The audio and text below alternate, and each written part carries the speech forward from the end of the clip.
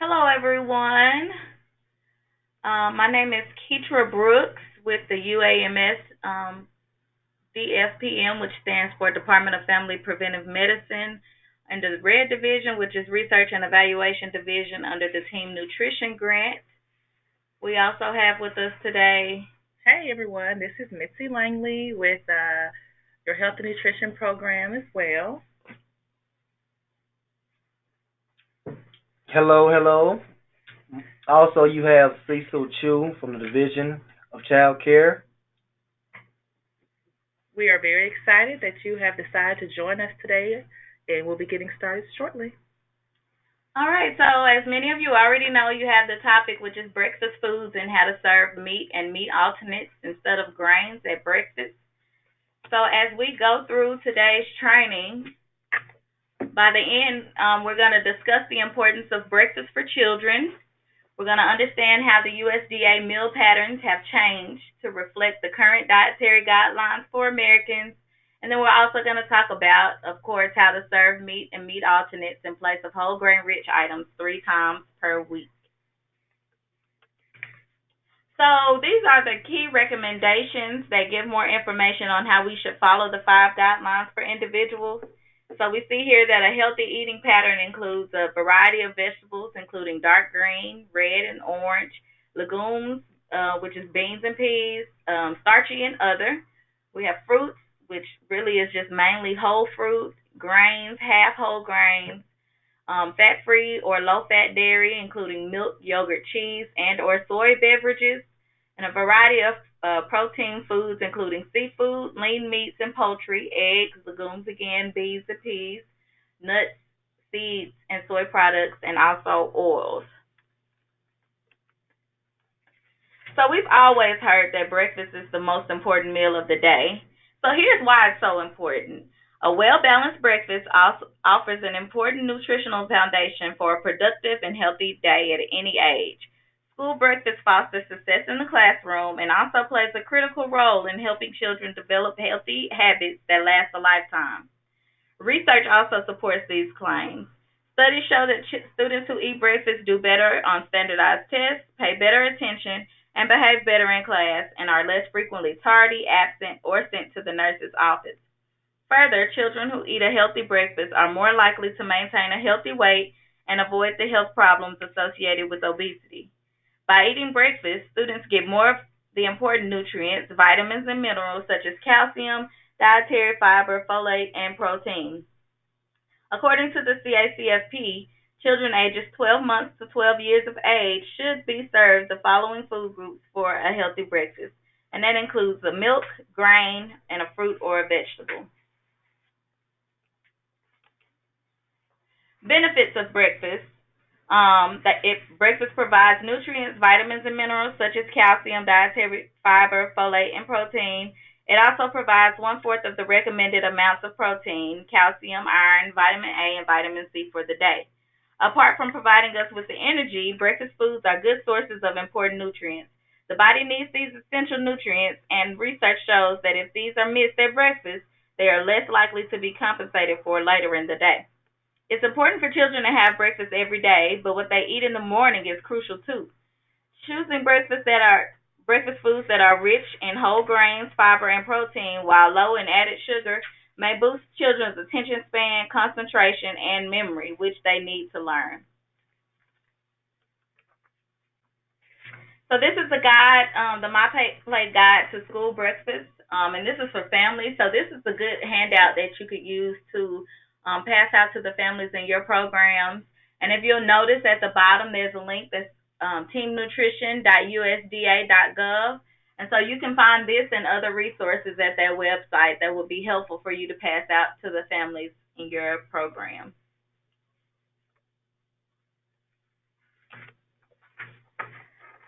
So meat and meat alternates, that's what we're here about today. May be served in place of entire grains component at breakfast up to 3 times per week.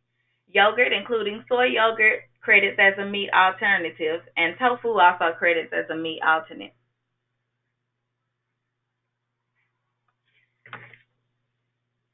Some common examples of meat and meat alternates include poultry, meat, dried eggs, dried beans, whole eggs, cheese, and yogurt. And the updated meal pattern requirements for the meat and meat alternate components focus on the whole eggs, cheese, foods, and spreads, and yogurt.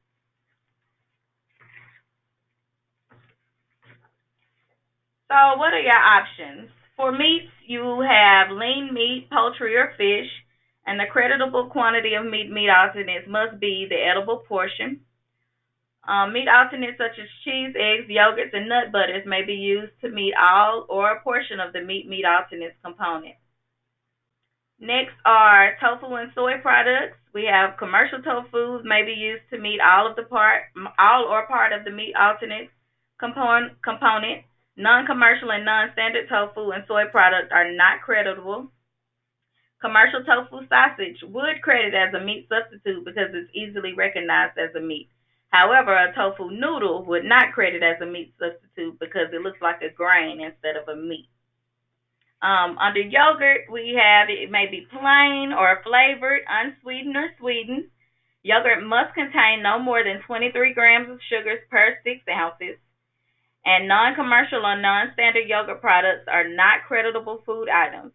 Some examples include frozen yogurt, drinkable yogurt products, homemade yogurt, yogurt bars, and yogurt-covered fruits or nuts. For adults, yogurt may be used as a meat alternate only when it is being used to meet the milk component in the same meal. For beans and peas, cooked dry beans and peas may be used to meet all or part of the meat alternate component.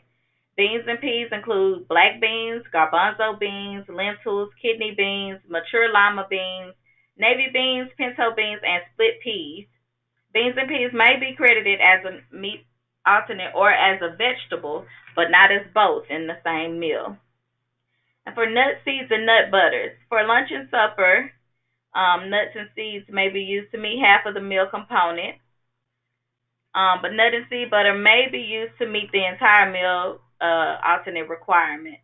Acorns, chestnuts, and coconuts are non-creditable meat alternates because of their low protein and iron content.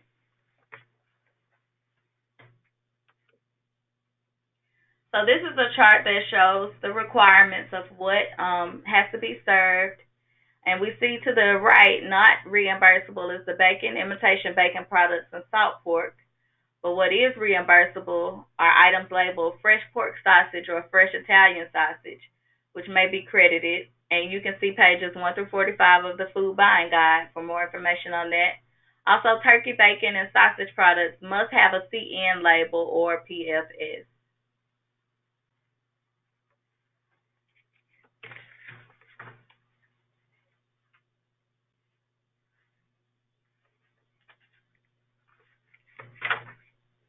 So we just talked about using yogurt. So when planning menus or incorporating yogurt, there are a few key points to remember.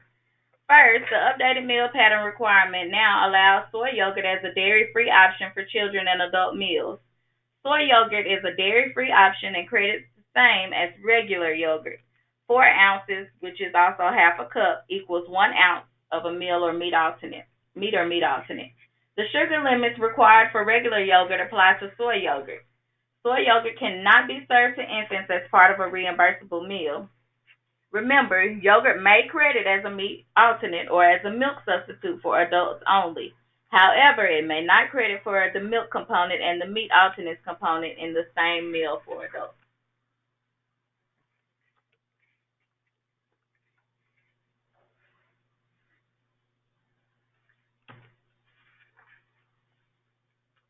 So with the meat and meat alternatives, best practices, it's important to go lean with protein. As previously mentioned, meat and meat alternates are great sources of protein and many other essential nutrients such as vitamins B and E, calcium, and magnesium. They are also good sources of zinc and iron. However, eating too many processed meats and high-fat proteins increases the risk of obesity and other health issues. Therefore, the USDA encourages all CACFP sites to serve only lean meats, nuts, and legumes. 1 ounce of meat or meat alternate is equal to 1 ounce equivalent of grain. So vary your choices, keep it safe to eat, and 1 slice of whole wheat toast equals 1 ounce of the meat alternate. So these are just 3 great things to always remember when you're trying to plan your meals using a meat or a meat alternate. Here are a few breakfast ideas with the meat or meat alternate. Milk with a sausage patty and apples, peaches, or cucumber slices. Milk with cottage cheese, pears, or fruit cocktail. Milk with scrambled eggs and tomatoes or spinach. Milk with fried eggs and grapes. Milk with boiled eggs and cherries. Milk with yogurt and berries.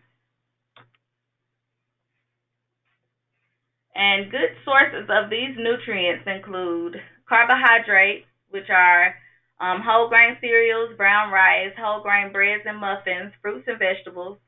Proteins, which include low-fat or non-fat dairy products, lean meats, eggs, nuts, including nut butters, seeds, and cooked dried beans. And then fiber, which is whole grain breads, waffles, and cereals, brown rice, bran, and other grains, fruits, vegetables, beans, and nuts. Here are a few more healthy breakfasts you can try. Whole grain cereal with low-fat milk topped with fruit. Whole grain waffles topped with peanut butter or ricotta cheese and fruit. Whole wheat pita stuffed with sliced hard cooked eggs. Hot cereal topped with nuts or fruit sprinkled with cinnamon, nutmeg, allspice, or cloves. Half a whole grain bagel topped with peanut butter and fresh fruit with banana or apple wedges and low-fat milk. A breakfast smoothie with low-fat milk or yogurt, fruit, and a teaspoon of bran whirled in a blender. And a veggie omelet with whole wheat toast. Got a bran muffin and berries, or sliced cucumbers and hummus and a whole wheat pita. Lean turkey and tomato on a toasted English muffin. Heated leftover rice with chopped apples, nuts, and cinnamon. Low-fat cream cheese and fresh fruit, such as sliced strawberries, on whole grain bread or half a whole grain bagel, and shredded cheese in a whole wheat tortilla folded in half and microwave for 20 seconds and topped with salsa. So here's a sample menu that you could use.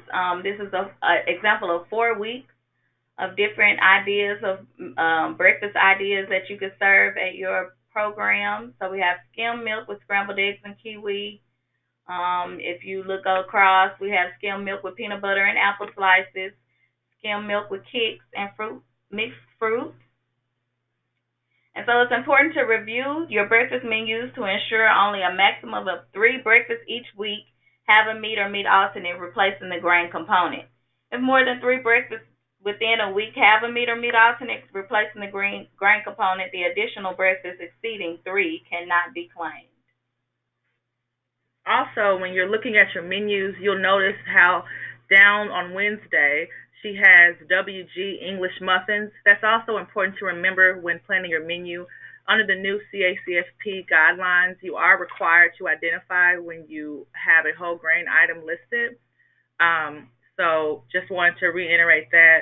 Also, this is optional for you to replace the bread for the meat 3 times a week. Okay, so ways to promote nutritious meals. While toasted pastries and some breakfast bars seem to be really appealing to children and easy for you, they have no more nutritional value than a candy bar and are high in sugar and calories.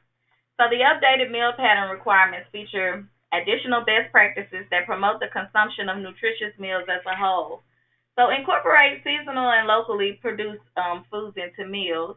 This practice provides the opportunity to increase menu variety that allows children and adults to try new foods and may help in managing food costs. And limit serving purchased pre-fried foods, to no more than 1 serving per week. Pre-fried foods can contribute large amounts of calories and saturated fat to a meal. Limiting pre-fried foods to once per week will help balance the nutritional needs of both children and adults. More ways are to try to avoid non-credible foods that are sources of added sugars like honey, jam, and syrup. Make water readily available throughout the day, even in adult daycare centers. And be an example. Don't forget how important your good example is. Let your children and adults see you making time to enjoy breakfast every day as well. Even if you just wash down some whole wheat toast and a banana with a glass of juice or milk, you're showing how important it is to face the day only after refueling your brain and body with a healthy morning meal. So next we're going to kind of switch gears and talk about planning meals. So of course we always need to consider money when it comes to preparing meals for our children and even for our families. Preparing cost-effective and nutritious meals for your child care program consists of two very important steps, planning and shopping. Let's discuss both of these steps starting with planning. When planning, you should consider your budget, create your menu, review ads and coupons, and make a list. So let's first consider your budget. The dictionary defines a budget as an itemized summary of estimated or intended expenditures for any given period of time. You should be able to plan your food budget by estimating how many children participate in your program and how many meals you will serve to them. Then, using your CACFP reimbursement rate, determine the amount you want to spend for food. The next step is to create your menu. One way to ensure you are providing nutritious, well-balanced meals that meet the CACFP requirements is to use cycle menus. A cycle menu is a series of menus planned for a period of time, for example, maybe 4 weeks. The menu is different for each day during the cycle. After you serve the whole menu, you have completed the first cycle. The menus are then repeated in the same order, thus they are called a cycle menu. And here's an example, the menu that I just showed you a moment ago. It shows 5 breakfast ideas for 1 week. So there's 4 rows and that includes the entire month.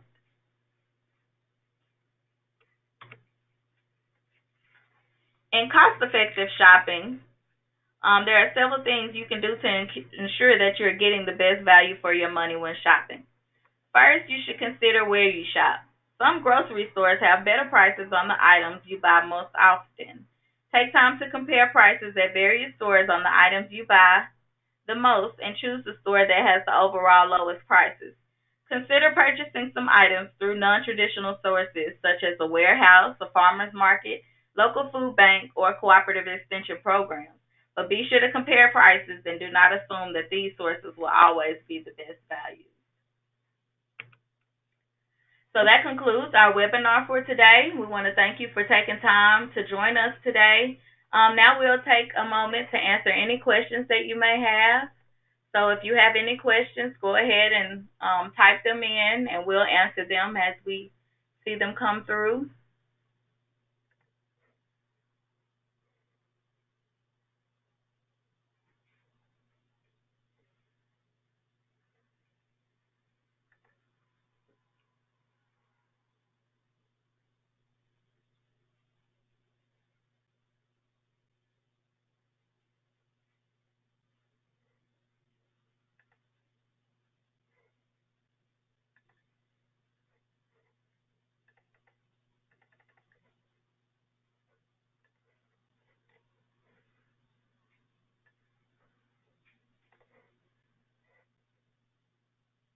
Okay, Lynette, you're asking, should turkey bacon have a CN label?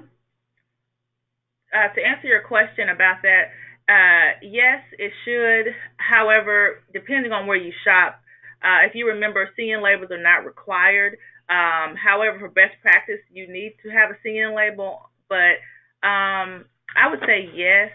You can always look at the products, and if the first ingredient says turkey, more than likely it's going to be correct. You want to avoid the words mechanically separated when looking at products for meat. And Amelia asked, does all turkey sausage need a CN label? Okay, yeah, same thing for you too, Amelia. Mm-hmm. Everybody else, you will receive a recording of this webinar. It will be available. Patricia, you're asking about the 23 grams of sugar per 6 ounces. That is for all CACFP programs. So everyone must comply with that rule for the yogurt. That's all age groups. Yeah, all age groups. Yeah, across the board. That includes infants, adults, and our child age as well. Lakeitha is asking, so can infants not have yogurt? Of course, yes. Infants can have yogurt. On the slideshow when presenting, we were discussing soy. It's not appropriate to use soy yogurt for infants. That is where that maybe that confusion came in. But yes, yogurt is good for all age groups. And is there a limit on how many times meat alternatives can be used? Great question. Yes. So you only want to do this 3 times a week, and again, it's optional. They added this to help increase variety with your menu because, as you know, for breakfast you only have to serve 3 items. That's a bread, fruit or vegetable, and a milk. Now you can replace your you can add a meat, and replace the bread. So that was just an option that you could have. So I hope you guys enjoyed that option. Those are all such great questions. Do we have any more?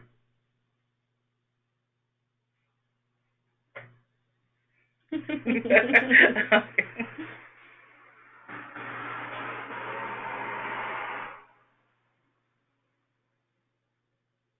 Keithy, are you agreeing or do you have another question? Oh, Francis is asking, what do you use in place of someone being lactose? Intolerant. So for something like that, you can contact us at the state agency. We can give you a menu or a menu planning for that.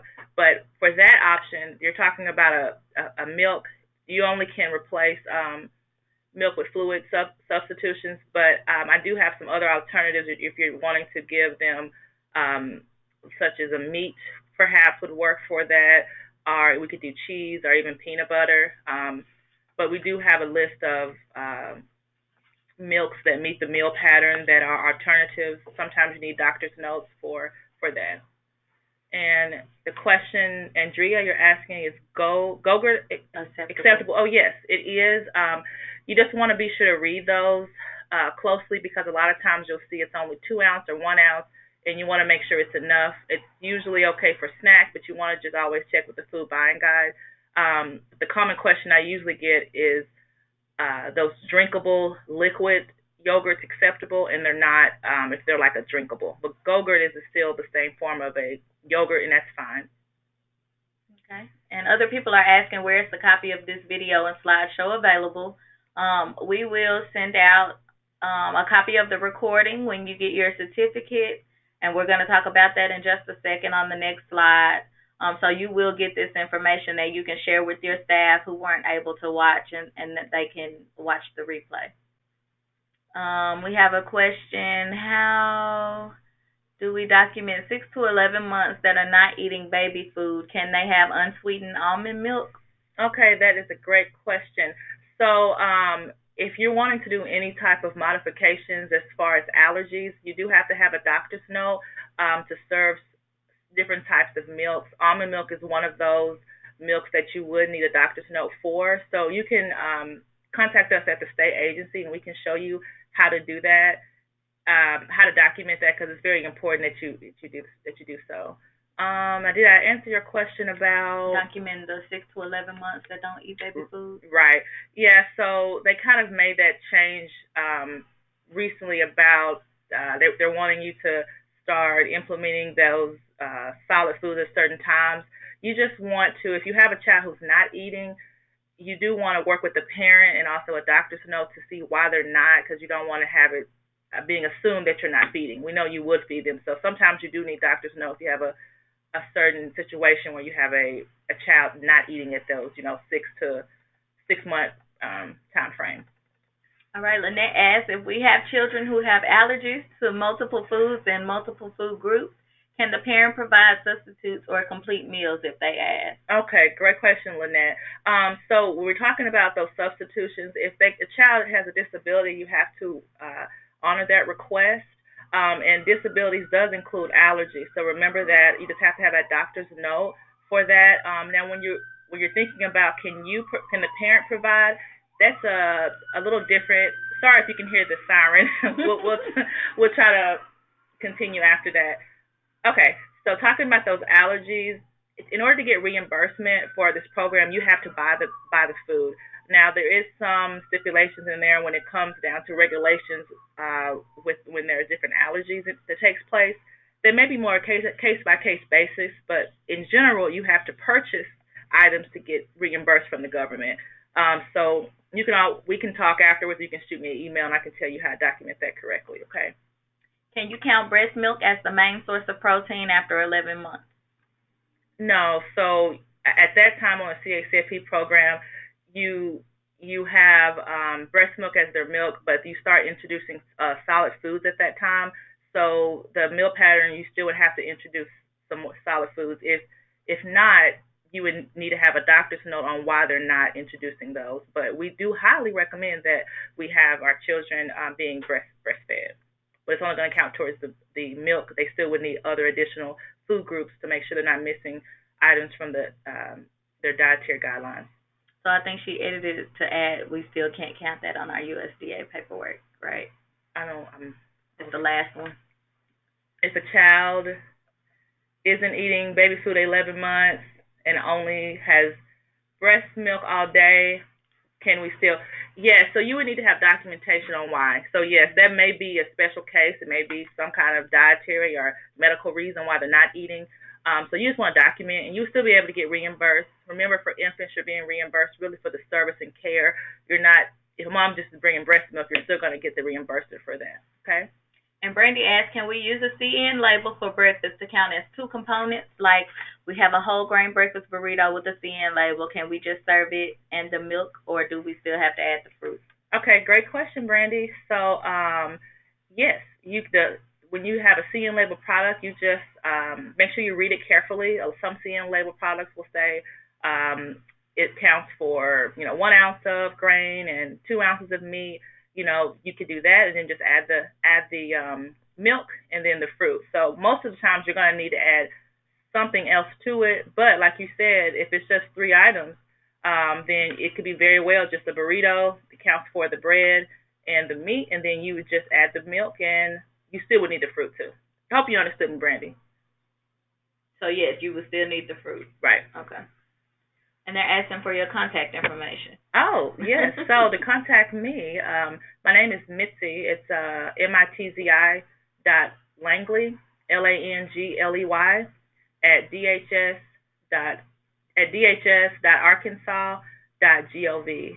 So again, it's Mitzi, MITZI Langley, LANGLEY, at DHS.arkansas.gov.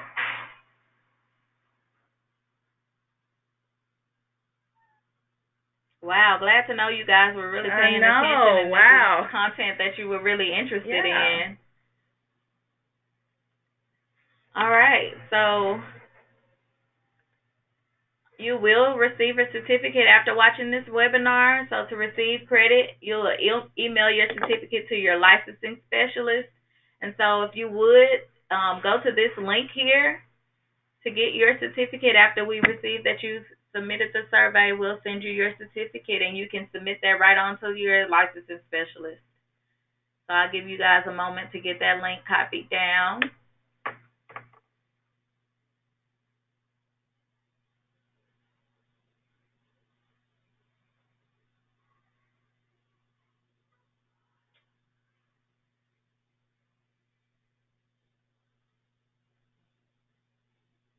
And like I said, you will receive a recording of this webinar along with your certificate, and it will be available for replay afterwards. And so again, thank you for taking a little time to sit through breakfast meat and meat alternates at breakfast instead of grains. And we appreciate your time. Y'all have a good day. Thank you. They will get a link in the email as well, yes. All right. Y'all have a good one.